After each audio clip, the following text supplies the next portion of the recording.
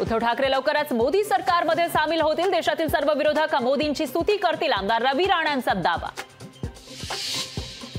Mumbai पदवीधरसाठी Shiv Sena UBT पक्षाचे उमेदवार अनिल परब उद्या अर्ज दाखल करणार। आदित्य ठाकरेंच्या उपस्थितीमध्ये उमेदवारी अर्ज भरणार। 2 दिवस थांबा, लोकांचा कल कोणाकडे ते कळेल। एक्झिट पोलवरून सगळ्या गोष्टी खऱ्या ठरत नाही, आमदार पृथ्वीराज चव्हाण यांची प्रतिक्रिया। राष्ट्रवादीचा अरुणाचल प्रदेशमध्ये 3 जागांवर विजय। राष्ट्रवादीने विधानसभेसाठी उभे केले होते 15 उमेदवार, 15 पैकी 3 जागांवर अजित पवारांच्या उमेदवारांचा विजय।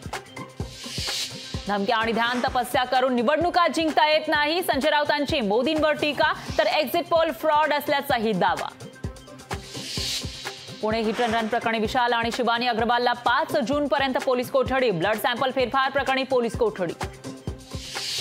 छत्रपती संभाजीनगरमध्ये रेशन घोटाळा। रेशनच्या प्रत्येक गोणीमध्ये 3 ते 4 किलो धान्य कमी असल्याचं महसूलच्या पंचनाम्यातून उघड। देशात तिसरी बार मोदी सरकार। एक्झिट पोल कंपन्यांचा कौल मोदी सरकारलाच। देशभरात मोदीच पुन्हा सत्तेत येण्याचा अंदाज। मे महिन्यातील जीएसटी संकलन 1.73 लाख कोटींवर। मे 2023च्या तुलनेत संकलनात 10% वाढ, तर देशांतर्गत व्यवहार आणि आयातीमधील घटीमुळे संकलनात वाढ। नाशिकमध्ये निकालापूर्वीच झळकले निलेश लंकेंचे बॅनर। निलेश लंकेंच्या समर्थकांकडून निकालापूर्वीच बॅनरबाजी। बॅनरबाजीचे व्हिडिओ सोशल मीडियावर व्हायरल। राजकारणात फक्त पक्ष फोडाफोडीची कामं झाली, माहितीने नागरिकांची फक्त दिशाभूल केली। माजी शिक्षण मंत्री बसंत फुरके यांचा महायुतीवर हल्लाबोल। उत्तर प्रदेशातील सोनभद्रमध्ये भूकंप, 3.9 रिश्टर स्केलचा भूकंप। राष्ट्रीय भूकंप विज्ञान केंद्राची माहिती। विस्तारा कंपनीच्या विमानात बॉम्ब ठेवल्याची धमकी। पॅरिसवरून मुंबईला येणाऱ्या विमानात सापडली धमकीची चिठ्ठी। बॉम्बच्या धमकीमुळे मुंबई विमानतळ हाय अलर्टवर। छत्रपती संभाजीनगरमध्ये आमदार जितेंद्र आव्हाड यांच्या विरोधात गुन्हा दाखल। डॉक्टर बाबासाहेब आंबेडकर यांचा फोटो फाडल्याप्रकरणी गुन्हा दाखल। तमिळनाडूमधील तिरुवल्लूर जिल्ह्याच्या काही भागात पावसाला सुरुवात। पावसामुळे नागरिकांना उकाड्यापासून दिलासा। नंदुरबार जिल्ह्यातील आंबलीफळी गावात पाणी टंचाई। संतप्त महिलांनी काढला हंडा मोर्चा। पाणी पुरवठा विभाग कोणती उपाययोजना करत नसल्याचा महिलांचा आरोप। आमदार संजय सावकार यांना कुटुंबासह जीवे मारण्याची धमकी। माजी नगरसेवक संतोष बारसेंच्या घरी सांत्वनासाठी गेल्यानं धमकी। भुसावळ पोलीस ठाण्यात अज्ञाताविरोधात गुन्हा दाखल। जालन्यात अवैध दारू विक्री करणाऱ्यांवर मोठी कारवाई। 8,50,000ची दारू जप्त। 2 जणांना पोलिसांकडून अटक।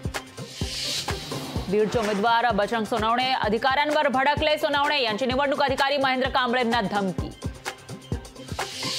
पुण्यात पोलीस अधिकाऱ्यांना युवकाकडून पाय दाबून घेतले। पाय दाबण्याचा व्हिडिओ सोशल मीडियावर व्हायरल। अरविंद केजरीवाल जेलमधूनच पाहणार लोकसभा निकाल। अंतरिम जामीन अर्जावरील निर्णय कोर्टानं 5 जूनपर्यंत ठेवला राखून। पालघर जिल्हा प्रशासन मतमोजणीसाठी सज्ज। सूर्य कॉलनी इथं होणार मतमोजणी। मतमोजणीसाठी एकूण 104 टेबलची व्यवस्था। बीडमध्ये मतमोजणीच्या कालावधीमध्ये परिसरात 144 कलम लागू। जिल्हाधिकारी दीपा मुधोळ यांनी काढले आदेश। अनुचित प्रकार घडू नये यासाठी खबरदारी। 10 जूनला एमएसटी सीईटीचा निकाल। बीए आणि बीएससी बीएड सीईटीचा निकाल 12 जूनला, तर राज्य सीईटी सेलकडून निकालांच्या संभाव्य तारखा जाहीर। सहाय्यक प्राध्यापक पदासाठीची नेट परीक्षा 4 जूनला होणार। यंदा पहिल्यांदाच नेट परीक्षेतील गुणांच्या आधारे पीएचडी साठी प्रवेश मिळणार। मुंबईच्या दक्षिण भागात 6 आणि 7 जूनला पाणी पुरवठा बंद। जलवाहिनीच्या कामामुळे महापालिकेचा निर्णय। पाणी जपून वापरण्याचं आवाहन।